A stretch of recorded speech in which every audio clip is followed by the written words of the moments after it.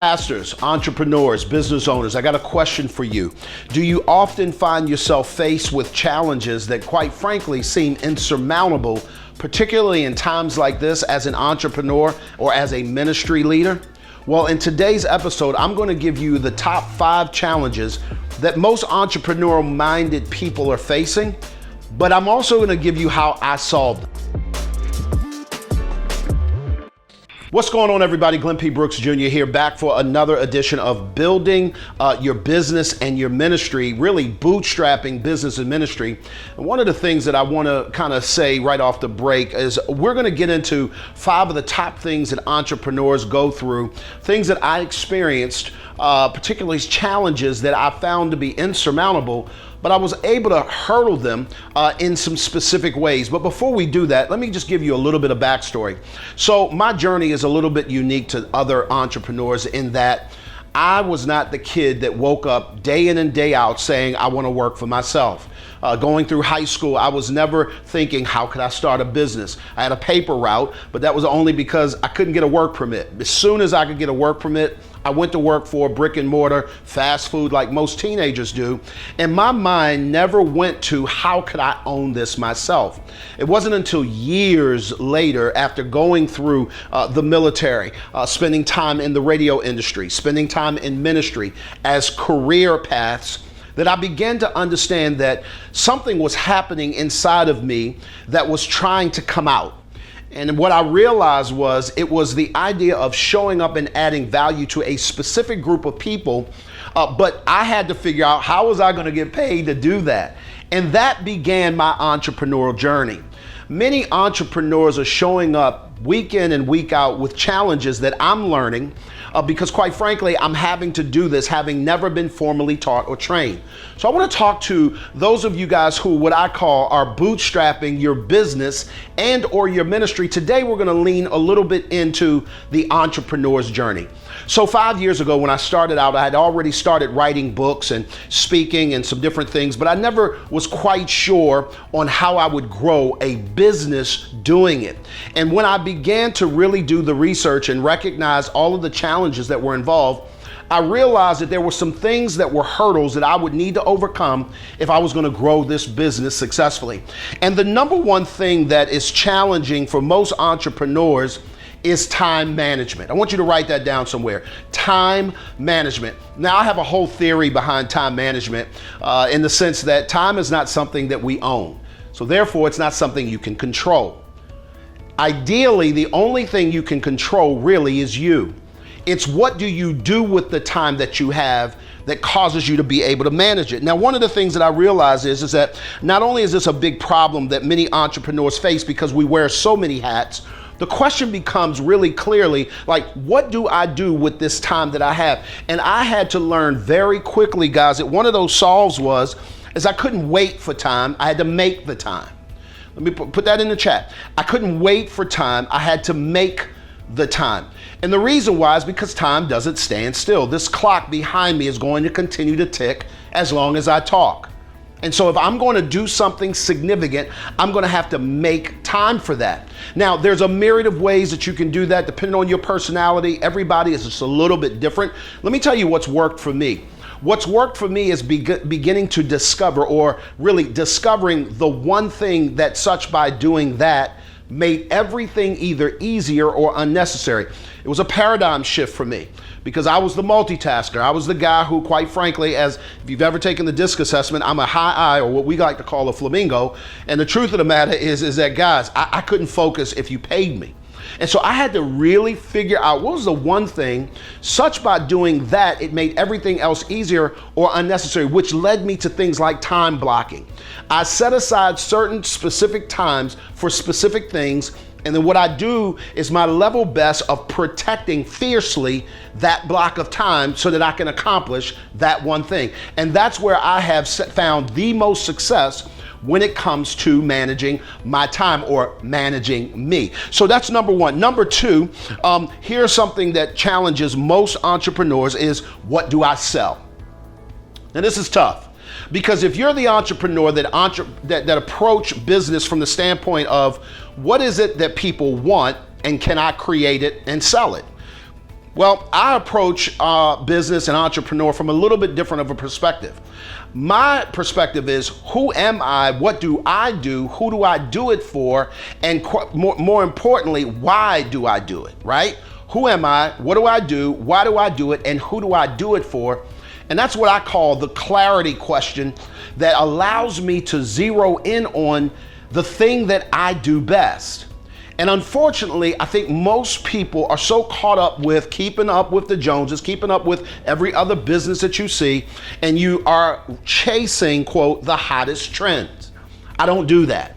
I have found tremendous success in our business by niching down and narrowing down to the one thing that I do organically. It's who I am at my core. It involves my personal value system and the whole bit.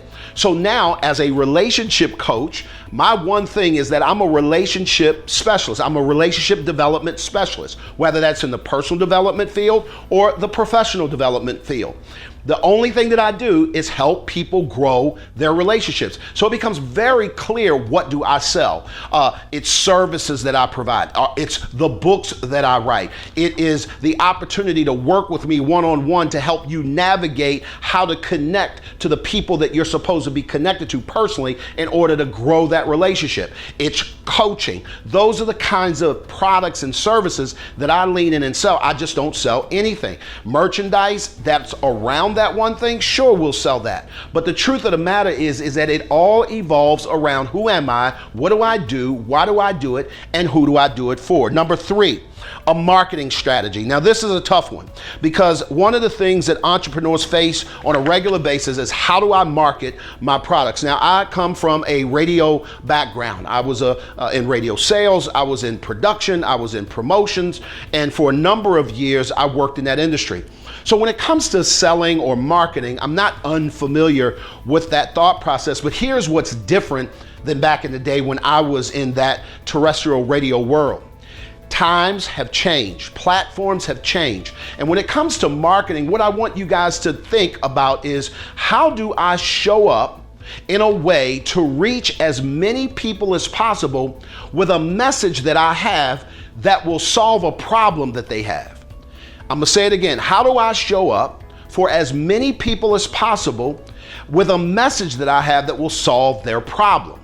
And whenever I find out the platform that helps me to reach my target audience, which is work that you'll have to do, it becomes really simple to find out, where do I put my money when it comes to marketing dollars? Now, for me personally, I have found a niche in being able to show up organically because of all the social media platforms that, quite frankly, were created, in my best estimation, to build relationships. Well, that's what I do. So as a result of that, it's really simple for me to just show up, build relationships. And when that happens, generally speaking, people are attracted to what it is that I do, or maybe the services that I provide, or maybe the products that I want to sell. So I want to encourage you to really get super clear on the platform that delivers the person that you're supposed to be, quote, doing business with, or if you're in the ministry space, ministering to, and that will help you to identify, where do you put your marketing dollars. Now, I'm gonna say this to you really quickly.